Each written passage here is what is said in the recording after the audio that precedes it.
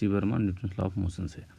Question को सबसे पहले देखते हैं। Question number 6, the force exerted by the floor of an elevator on the foot of a person standing there is more than the weight of the person if the elevator is. तो हमने यहाँ पे एक elevator ले लिया है, इस तरह से एक एलिवेटर ले लिया और ये मान लेते हैं कि अपवर्ड में स्पीड अप हो रहा है, ठीक है, और एक्सेलरेशन है ए नॉट। तो जो पर्सन है उसका मास m मानते हैं, उसका FVD ड्रॉ करते हैं। तो क्या हो गया, नॉर्मल कॉन्टैक्ट फोर्स अपवर्ड में लगेगा, वेट mg डाउनवर्ड में लगेगा, और अप में स्पीड अप हो रहा है तो एक्सीलरेशन का डायरेक्शन अप में होगा। तो हम न्यूटन सेकेंड लॉ से यहाँ पे क्या लिख सकते हैं, अपवर्ड वाला पॉजिटिव लिखते हैं तो n minus M G equal to M A not. तो n इजकल टू कितना होगा, mg प्लस ए नॉट। तो यहाँ पे जो नॉर्मल कॉन्टैक्ट फोर्स है वो है फोर्स एक्सर्टेड बाई फ्लोर। तो ये क्या है, ग्रेटर देन हो गया, मोर देन हो गया वेट ऑफ पर्सन mg से। तो यही पूछ रहा है ये कब होगा, तो जब एलिवेटर स्पीडिंग अप और अप डायरेक्शन में मोशन और स्पीडिंग अप, ये वाला कंडीशन जब भी आएगा तो ऑप्शन राइट होगा।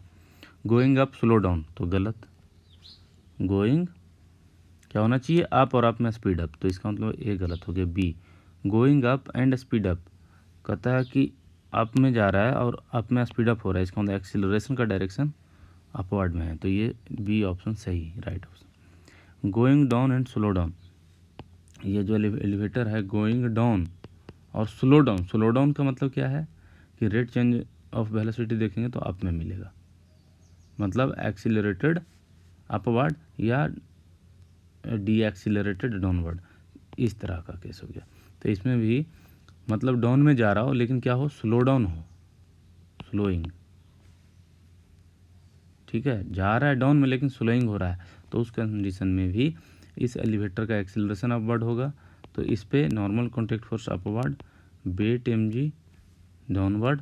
अब फिर यहाँ पे हम इक्वेशन लिखेंगे तो क्या लिखेंगे कि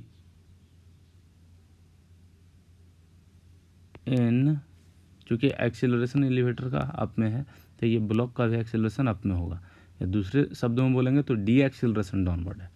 तो n, तो अगर डाउनवर्ड का मोशन देखते हुए लिखेंगे तो क्या लिखेंगे, mg माइनस n, और डी एक्सीलरेशन है तो m और माइनस ए नॉट होगा। तो यहाँ से भी सोल्व करेंगे तो आपको क्या मिलेगा, n equal to mg plus m A not. तो ये going down and slow down, इसमें भी n ग्रेटर देन mg मिलेगा।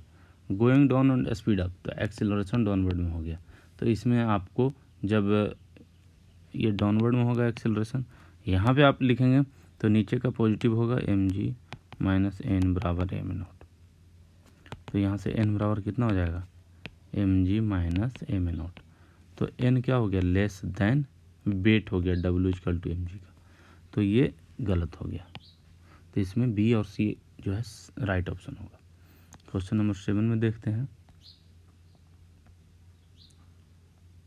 चलिए क्वेश्चन नंबर 7 क्या कहता है, if the tension in the cable supporting an elevator is equal to the weight of the elevator.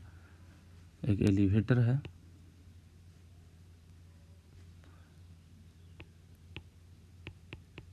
ठीक है, if the tension in the cable, ये केबल में मान लीजिए टेंशन टी है, supporting an elevator is equal to the weight of the elevator, और इसका मास m मान लेते हैं। तो आपको दिया हुआ है कंडीशन टी इक्वल टू क्या है, mg गिवन है। द एलिवेटर में B going up, going down, going up with uniform, ये इस तरह से पूछ रहा है कि ये कब हो सकता है। तो हम मानते हैं एक बार कि एलिवेटर अपवर्ड में एक्सीलरेटेड है, एक बार डाउनवर्ड में एक्सीलरेटेड हो सकता है, एक बार यूनिफॉर्म वेलोसिटी से जा सकता है, एक बार डाउन में यूनिफॉर्म वेलोसिटी से जा सकता है, रेस्ट में हो सकता है, इस तरह की कंडीशन बन सकती है।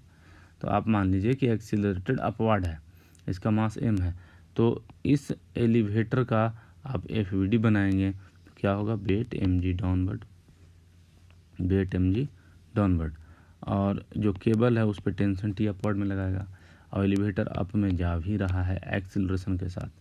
तो न्यूटन सेकेंड लॉ से हम क्या लिखेंगे, टी माइनस mg बराबर एम ए नॉट। तो टी इक्वल टू कितना हो गया, mg प्लस एम ए नॉट, ये होगा। लेकिन कंडीशन क्या दिया है, T equal to m g होना चाहिए। तो अब यहाँ से देख लीजिए कि T equal to m g कब होगा, जब एक्सेलरेशन क्या हो, जीरो हो। एक्सेलरेशन जीरो का मतलब क्या है, रेस्ट में हो या फिर यूनिफॉर्म वेलोसिटी हो। देखिए इसमें तो कहता है going up with increasing speed, going up with increasing speed, तो एक्सेलरेशन अपवर्ड में हो गया जो हमने यहाँ पे ले रखा है, उसमें तो बराबर नहीं हुआ ये, तो ये गलत हो गया, and T equal to m g नहीं हुआ। Going down with increasing speed, going down with increasing speed, तो एक्सेलरेशन इसमें डाउनवर्ड होगा, तो आपको क्या मिलेगा, T equal to m g minus m A naught, कुछ इस तरह से मिलेगा। तो इसमें भी T equal to m g नहीं हुआ, यहाँ पे टी ग्रेटर देन हो गया एम जी, यहाँ पे टी लेस देन हो गया एम जी, तो ये भी गलत हो गया, B option. Going up with uniform speed, तो उसमें एक्सेलरेशन जीरो होगा, तो T equal to m g होगा, तो ये सही हो गया। Going down with uniform speed, नीचे जा रहा है, स्पीड यूनिफॉर्म है तो एक्सेलरेशन जीरो है, तो गोइंग डाउन, ये भी सही ऑप्शन है। तो 7 का सी और डी ये हो गया right option. 8, a particle is observed from two frame S1 and S2. The frame S2 move with respect to S1 with an acceleration A. Let F1 and F2 be the pseudo force on the particle when seen from S1 and S2 respectively. Which of the following are not possible? ठीक है, not possible आपको देखना है। तो इसमें क्या बोल रहा है कि particle observe from two frame, ठीक है,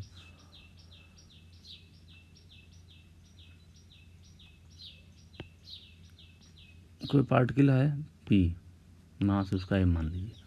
अब इसको दो फ्रेम से हम ऑब्जर्व कर रहे हैं, एक फ्रेम मान लीजिए एक यहाँ पे ह्यूमन बीइंग है कोई, एक ह्यूमन बीइंग यहाँ पे है,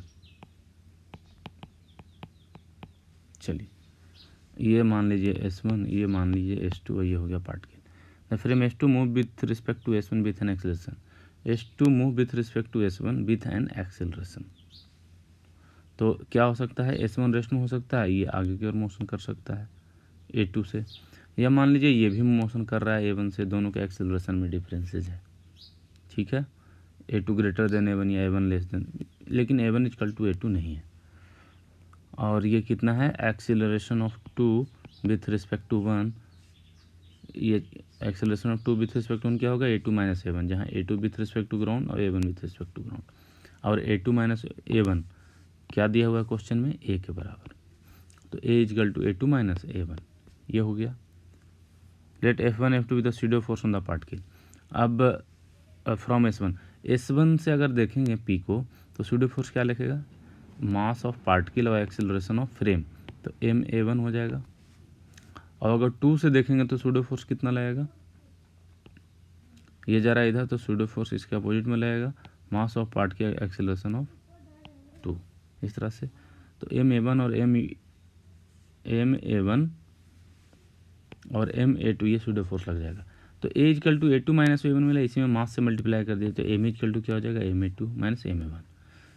तो MA क्या है, MA21 यही तो है, इक्वल टू MA2 मतलब स्यूडो फोर्स बाई 2 और MA स्यूडो फोर्स बाई 1। तो आपको एक यहाँ पे क्या मिल गया कि F2 minus F1 equal to MA21। अब पहला कंडीशन देखिए, कहता है कि not possible, F1 equal to 0, F1 equal to 0, तो क्या होगा, हम ए ऑप्शन वाला क्रिएट करते हैं, F1 इक्वल टू 0, MA21 क्या है, A मान लीजिए जो दिया हुआ है, F2 के बारे में नहीं, F1 के बारे में जिक्र कर रहा है, F1 कितना है 0, कहता है F1 0 हो जाए, F2 does not equal to 0, सही है, F2 does not equal to 0 जब F1 0, तो ऐसी पॉसिबिलिटी है, लेकिन हमें आंसर में क्या है, नॉट पॉसिबल, ये पॉसिबल है, इसका मतलब गलत ऑप्शन हो गया। बी में कहता है F1 0, F2 नॉट 0, कहता है F1 0, F2 0, F2 0, तो F1 does not equal to 0, ये भी संभव है, इसलिए गलत हो गया option. F1 does not equal to 0 और F2 does not equal to 0, ये भी सही है। अगर A1 और A2 अलग अलग हो, A1 A2 अलग हो तो क्या हो जाएगा, F2 और F1 भी अलग अलग हो जाएगा। तो ये संभव है कि दोनों ही अलग हो, अगर दोनों का फ्रेम का एक्सेलरेशन अलग होगा, ये पॉसिबल है। तो इसका मतलब ये भी गलत ऑप्शन हो गया। F1 equal to 0, F2 equal to 0, F1 equal to 0, F2 equal to 0। तो देखिए कि MA equal to F2 minus F1 अगर हम लिखते हैं और ये दोनों 0 हो जाए, इसका मतलब एक्सीलरेशन, रिलेटिव एक्सीलरेशन जो है वो 0 हो, जो कि नहीं है। क्वेश्चन में क्या दे रखा है कि S2 और S1 दोनों में रिलेटिव मोशन है, विथ एक्सीलरेशन है, तो ये 0 नहीं हो सकता है। तो F1 0, F2 0, ये नॉट पॉसिबल है। इसका मतलब यही नॉट पॉसिबल हमारा आंसर होगा। तो डी ऑप्शन यहाँ पे राइट ऑप्शन होगा।